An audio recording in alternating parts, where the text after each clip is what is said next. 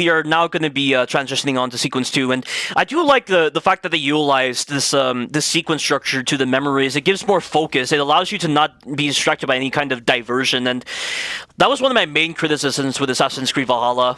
In Assassin's Creed Valhalla, the story arcs were divided up into districts that you could conquer, but because you could do them in any order, it was very hard to establish the proper chronology of events. And oftentimes when you were doing certain events, it just felt like you were doing this later event before the earlier event, and it affected the pacing of that game significantly. A lot of them seemed pointless and like didn't add to the story at all, and it's just like, why? Yeah, exactly. I mean, like, Gloucestershire when you're in Halloween, like, what is that really adding exactly? I mean, I know Laser loved Gloucestershire, but I mean, I kind of liked it because I mean, the whole idea of Halloween was interesting. But I skipped all the cutscenes because at a certain point in Valhalla, I just skipped all the cutscenes because it's just that game dragged on for way too long. I really only skip cutscenes if my game crashed and I had to watch a cutscene again. And I had a lot of crashes when I played Valhalla, dude. Yeah, that's Like, odd it was considering so that bad. in my case, I only had 3 crashes on the PS4 version specifically, whereas in your case, you had like 10 to 15 crashes occurring. At least in AC2 and AC Brotherhood and AC Revelations, the games don't drag on for such a long time. AC4 is like where they started like doing all the grinding stuff, where you had to like grind materials for your ship. Yeah, and also this is one of the Subject 16 memory puzzles. So I'm gonna try to do all the Subject 16 memory puzzles because I think it's a really cool point to talk about. There's one thing that I find very confusing about the Subject 16 puzzles.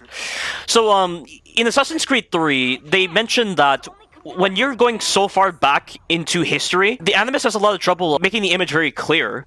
And we see evidence of this in not only Assassin's Creed 3, but also in Assassin's Creed Unity, where when we're trying to view the Isu, the image was so distorted. Yet somehow, at the end of this truth sequence, when you actually get all the video clips, it shows a perfect recreation of the Isu. And I don't understand why. I think it's because like the whole like Subject 16 things come from like the memory core that was in the original Animus that got transferred to this one. But like the video files are from Clay's memories, but like because he was so corrupted by the bleeding effect, that's how he could see it. But like he split it up into the 16 things.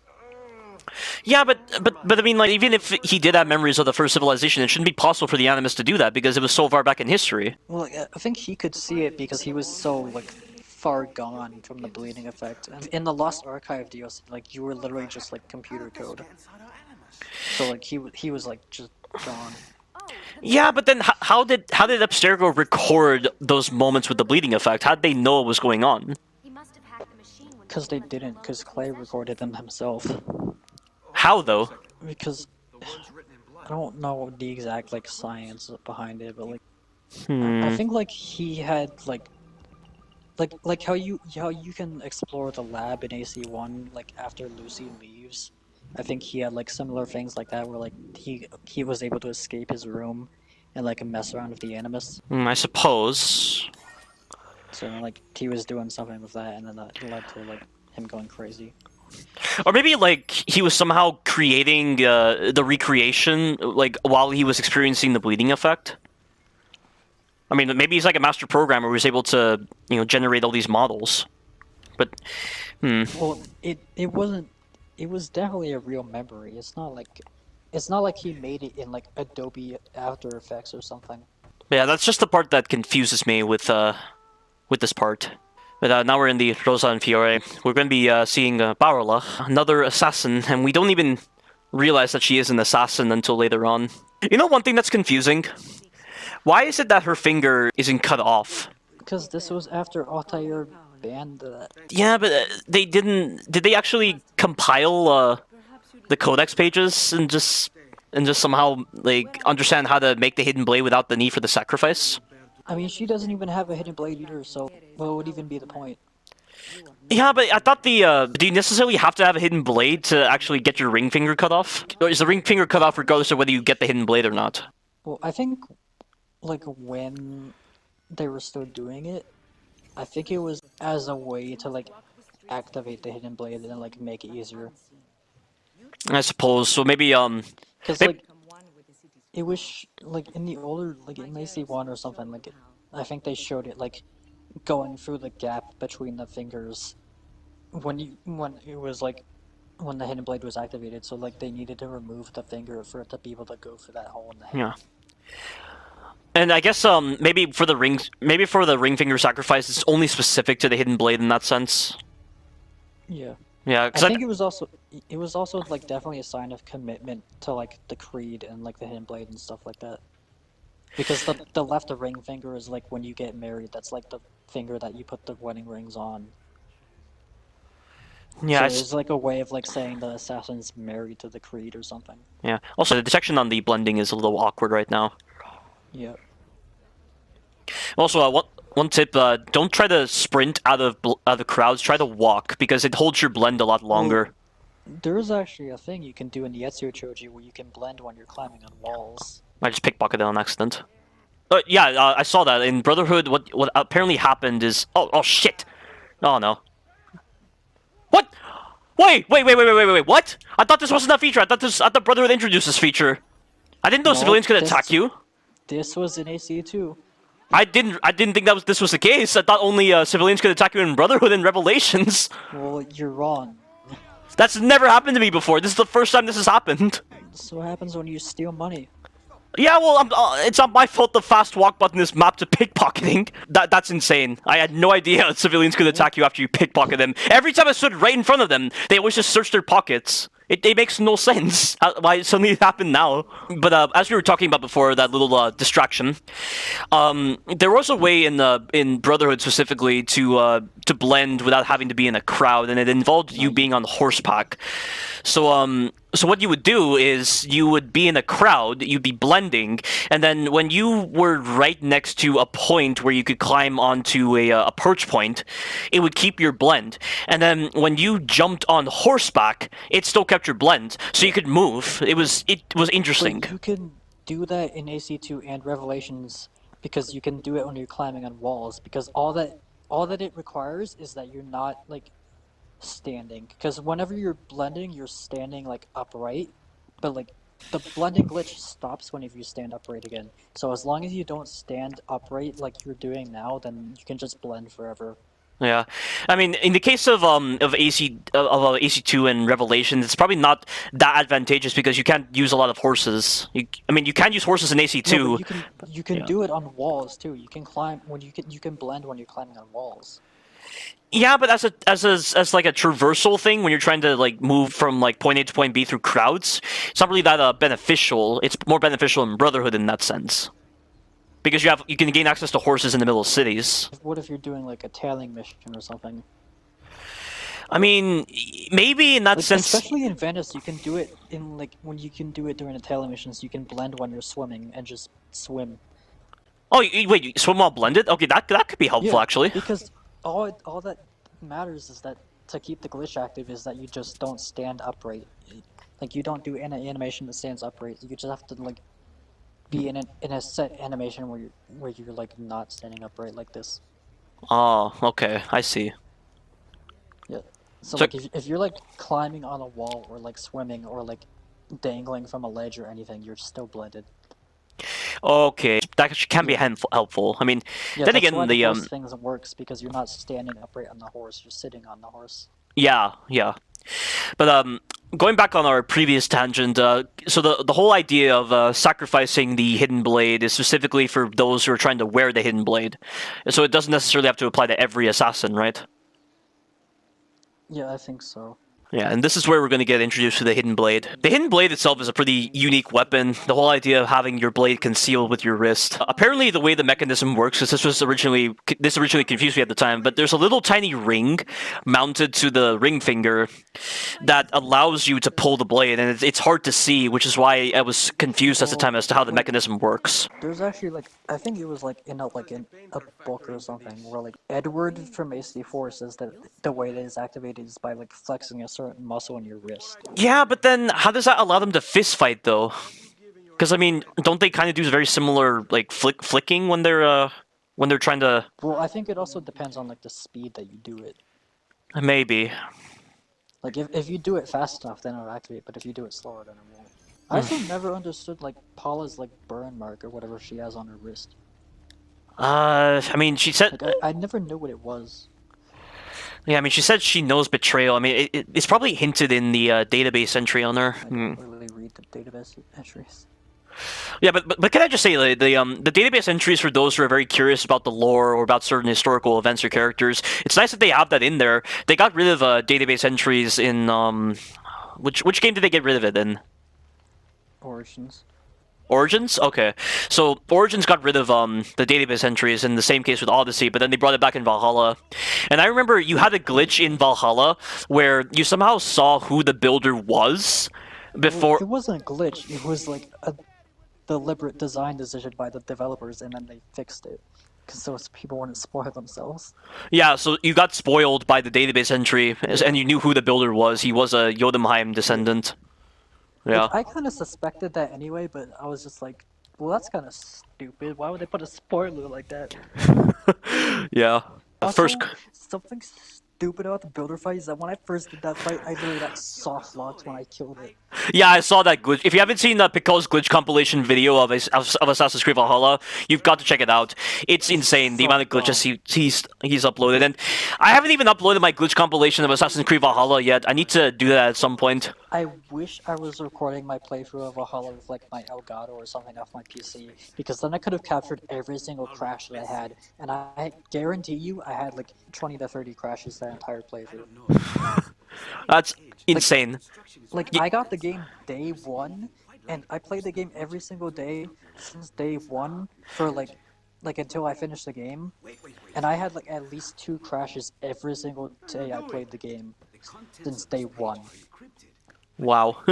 Whereas in my case, I only had like 3 crashes before I switched to PS5, and I'm not sure why it varies between individuals. Yeah, and like, it was so weird to me because I was one of the lucky people that like when Unity first came out, I barely had any crazy glitches at all. But then with Valhalla, I had like 2 crashes every day I played it. Yeah, same with me. I didn't encounter a lot of the major glitches with Unity, but with Valhalla, I didn't encounter that many crashes. So odd. But see right here, the blade is designed to ensure the commitment of whoever wields it. So I think the whole sacrifice of the ring finger is specific to hidden blade users, not necessarily to every single assassin. In fact, the substitute for that is they branded themselves with the logo by burning it on their ring finger. They also did that because losing a finger was like, it made it easier for them to be spotted in a crowd, so that's why they removed it. Yeah. But the strange thing is, if you remember in Valhalla, in place of that missing ring finger, they actually had something wrapped around it, right? Like there's something like with Basim's ring finger. Am I correct? Well, I think that was just to like hide the wound of the ring finger getting cut off. Because Bayek had something like that too in Origins. Yeah, I mean, in that sense, if Templar wasn't really thinking, they'd assume that's just a normal wound. But I guess when you see it commonly, that's why you'd assume it's likely that ring finger's been torn off. Well, technically, because of Origins, we know that the first ring finger sacrifice was an accident. Yeah, I mean that just seems very odd though. And why exactly would you build that tradition? I mean, then again, like if you were to say, oh, they did like that, not because of the fact that Bayek accidentally cut off his ring finger, but more so it just ensures that the hidden blade's easier to use. Like that makes more sense. But if you're just thinking about from a traditional standpoint, like just based on tradition, it just seems very odd for them to adopt the whole ring finger sacrifice based on an accident. I think it's because of both of the reasons. I think it's because like it made it easier to use, but also because the people in Bayek's time, like when they were joining his Hidden Ones, they were like, oh, I trust you and I follow you, and I want to show that trust and belief that I have in you by sacrificing my finger just like you. Yeah, I suppose. So maybe like other people possibly adopted it as a tradition to remember the original mentor of the Brotherhood. Yeah. But I mean, it's not that. I mean, the whole origin of the ring sacrifice, I mean, it's not as intriguing as the Leap of Faith. Like, the origin of the Leap of Faith, I didn't really play the game that much to really feel emotionally attached to the whole idea of the origin of the Leap of Faith, but when I was watching LaserZ's video on the origin of the Leap of Faith, specifically in his critique of Legacy of the First Blade Episode 2, it sounds incredible because, I mean, Bayek tried to teach the whole idea of jumping off a high place to conquer your fears to Hemu, because Bayek's father did the same to Bayek. But what happens is, Hemu is actually scared. He doesn't try to do the jump. And that actually represents the last point where, or at least the second to last point, where Hemu is actually seen by Bayek, before he's ultimately killed by the Order of the Ancients. And so, the reason why Bayek adopted the leap of faith into the Brotherhood is not only as a commitment to the Brotherhood, but also it serves as a personal way for Bayek to remember Hemu and why he fights for what he does. It's a form of motivation. It's reassurance for why he's doing what he's doing, and I think that right there has a better origin than the whole ring sacrifice thing. And anything to add to that with Pickle? Like the leap of faith thing with like Camus, that like it just has like so much more emotional weight behind it than just like, oh, I accidentally cut off my finger by killing a fat gay guy in a bathhouse. Yeah, like just thinking about it like that, it's silly. But the whole leap of faith thing, that actually felt like it had a lot of seriousness to it, and that's why it had a greater emotional impact. But it's just such a shame that Odyssey ruined that emotional impact by discrediting the emotional weight by making it where Darius and Cassandra had been performing the leap of faith hundreds of years before Bayek did it, suggesting that loads of people just happened to perform this iconic move just randomly out of nowhere. And not only were they both doing it at the same time before Bayek even like invented it, they were doing it separately in like different countries and different parts of the world without even having knowledge of each other doing it. Yeah, and it's not like Darius taught Cassandra, or like Darius is somehow like Cassandra's father or anything. They're just completely separate individuals, so it makes no sense. Also, this is something exclusive to AC2. You get these video entries that detail each of the Templars. Like, why did they never bring this back? Like, it gives like more like insight in like character growth for like the Templars that you actually kill. Yeah, it's nice to hear Sean's voice when he's narrating this. Also, that's kind of weird how like they have them in like different positions than what they actually killed. Yeah, and they're wearing different colors of clothing. I just realized that. That's very odd. I mean, Giovanni was kind of wearing the same color clothes, but like other than that, but like, yeah, it's only with Federico and Petruccio. Weird like retcon or something. I don't even know if that's like a retcon, but just like a weird coincidence thing. Yeah, it reminds me of The Last of Us Part 2, because I remember the doctor that he kills was wearing a different colored outfit. I think in The Last of Us Part 2 it was blue, whereas in The Last of Us Part 1 it was green. So that was very odd. But I mean, it's just it's not something that affects lore or anything, or like the progression of the event. Weird little thing. So it's nothing to really think about. It's just a little mistake. It's like how I mentioned earlier, where how like in Rogue you can see Hatham in red in Ego Vision when he's supposed to be an ally instead of blue. Yeah, but I mean, a lot of people have tried to assume that's a story continuity. Like with Al Mualim, as I mentioned, for some reason Al Mualim is blue instead of red before his ultimate boss fight. And yet, like, you know how at the entranceway to Masyaf, you have that one assassin who's red? He's revealed very easily. Oh, yeah. Yet, why wasn't Al Mualim red when Altair used Eagle Vision on him? That's what confuses me. Because Altair didn't perceive Al Mualim as an enemy. Ego Vision is based on the perceptions of the user. Yeah, but I mean, I'm trying to think of other exceptions to this. I'm almost certain there's been moments where that hasn't always applied. I think there's more too, I just can't remember any right now. Yeah. But also, like, why did Eagle Sense work differently in Revelations? Why was it so different in Revelations? Because apparently, Ezio was like more in tune with Ego Vision, so it like evolved to a better state. It doesn't seem like a better state if he's having to individually assess each person. And you're having to make all these choices.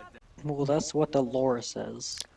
Yeah, and then at this point, like, Eagle Vision has been constantly like retconned. At this point, like, remember the whole ability to use the eagle, like that's so confusing in Origins and Odyssey. But apparently, Connor's daughter can do that, and then I think another character can do it. Like, doesn't Aveline display something like that? I don't think Aveline does, but also that's technically not really like Ego Vision. That's just like a really well-trained scouting bird that, for gameplay purposes, is just used to scout the world. I suppose, but then, like, how does that even work, though? I mean, how exactly is Senna relaying all this information to Bayek, then? And they've made it part of the lore. Well, it's like bird training, so, like, Senna was probably, like, trained to, like, screech or do something a certain way to, like, let Bayek know about something. Maybe, but then, like, why did Ubisoft try to say that Connor's daughter had this ability?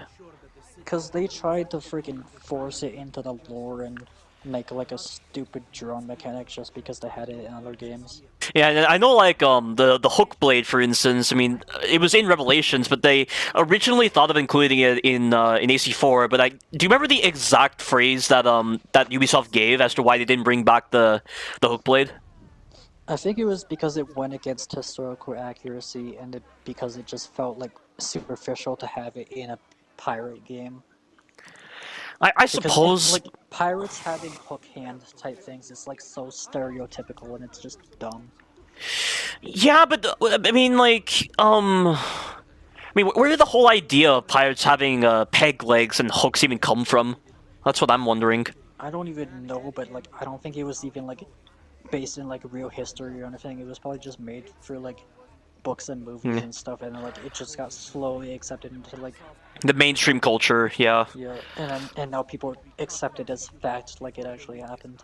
I mean, it would have been interesting to see, if that actually happened in real life, I think that would actually give more justification for the hook blade, because, I mean, if, like people who would see the assassins, using the hook blade, they might, like, misinterpret it as, oh, they have a hook hand, this and that, and that's what leads them to view pirates as having the hook hands. That would have been an Yeah, interesting way. But also the hook blade was only ever used by the Turkish assassins, so like it would be weird for like the Caribbean assassins to have them. Yeah, but I mean, with what Yusuf was saying, where he was questioning why Ezio didn't have his hook blade, it made it seem like that the hook blade actually existed in multiple cultures, not necessarily just the Turkish version. I feel like he only asked that because Yusuf living in Constantinople like his entire life just like assumed that other assassins around the world used the same like equipment that he did. Is that implied that that Yusuf has lived in Constantinople his whole life? I mean, I'm pretty sure he mentions like growing up there at some point. Oh, okay. So like him asking Ezio where his hook blade is just like it like kind of implies that like he just thinks that like every assassin all around the world used hook blades like the Turkish assassins did. Almost reminds me of that moment in the Assassin's Creed movie where the Spanish assassins still retain the ring sacrifice despite the tradition already being obsolete. But that was dumb though. Like I feel like most people just saw it and was just like, oh, that's a freaking lore inconsistency, because it's stupid. Yeah. And also that the movie took place around the same time as the Ezio trilogy. So like if the ring finger was outlawed by the time of Ezio, why would it not be outlawed by the time of Aguilar if it was then the same time period? Because they probably still clung to the old traditions. I mean, I wouldn't But necessarily. why, though? Oh, I mean, like they just, I don't know, like because people behave very strangely back then, where they just tried to cling on to old beliefs. But they never explained like why they do it. Yeah. And also for some reason they also have like the freaking rope launcher from Syndicate in the movie too. Yeah, that was very Like, odd. What? Yeah, it makes no sense. Also, I love that line that Ezio does where he says, "The Auditore are not dead. I'm still here. Me, Ezio Auditore." I think Roger Craig Smith actually said that that was like one of his favorite lines to do. Well, yeah, I'd imagine so. Like, you could tell that the developers had a lot of fun developing this game when their voice acting is that good. You can hear like a real emotion in that voice line. Yeah, compare that to Odyssey. Different story. God, it's almost like in like Xenoblade Chronicles with like Shulk and like Adam Howden voicing him. It's like it just seems like a real person. Like I know you don't play Nintendo games and you have no idea what Xenoblade Chronicles is, but like, bro, his Yeah, voice acting is so good. I'd imagine so. Yeah, let me just get this. This is actually indicated in AC3 that George Washington had the Piece of Eden. Because of the Tyranny of King Washington DLC, which is like the first thing besides like Brotherhood that Ubisoft Quebec made, and it's so shit. I don't hate the Tyranny of King Washington that much. I thought it was an interesting angle to explore with a Piece of Eden, and I mean like, Like it's interesting. Like the concept is interesting, but like the execution is just done horribly, and I hate it. well, give your thoughts to the viewers as to why you don't like it. It's just like the beginning of like having superpowers in Assassin's Creed, and the alternate history it's just like clashes with everything because it just doesn't make any sense.